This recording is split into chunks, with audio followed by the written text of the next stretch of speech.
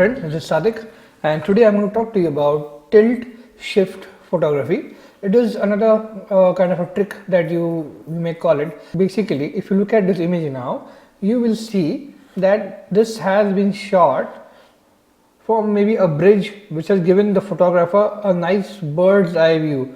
I could have done this too, but I didn't have the time to figure out which location would be apt for this kind of photograph.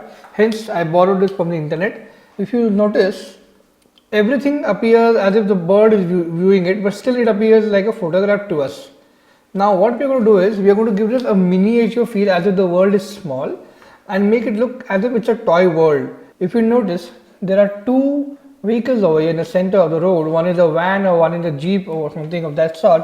What we are going to do is, we are going to keep that area clear, and the above area, the top area which you see the skyline area, and the bottom where you see the bridge, that will be out of focus.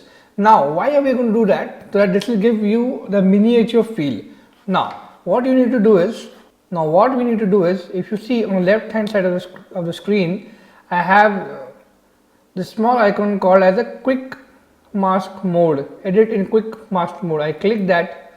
That will help us create a mask, and then I go to the gradient tool, which is again on the left in the panel up top. If you can see the cursor on the left hand side now, yeah. Now we go up here on the left corner. See here, the moment I press this button, it is showing me reflected gradient. I click that, and now I come to the center of the screen. Notice the two vehicles. I have now positioned my cursor over there, and I'm going to drag the cursor from there going down. Yeah, now you've seen that there is a red color band which has appeared here. So that area is the area which is not going to be affected by a plugin or by a filter which we are now going to use, called as lens blur. So this is excluded. Now we again come back to the quick mask mode. We deactivate it by pressing it. Now you can see two selection rectangle, one on top, one on the bottom. Now those are the area which are going to get blurred with the effect that we are going to use now. Here, going to the filter, blur, and we use lens blur. Now see what happens to the image. If you notice, the top portion and the bottom portion both have gone blurred, whereas the red portion which we had kept initially, which is highlighted with a red gradient, that is in pure focus. Now on the right hand side of the screen, look at the cursor.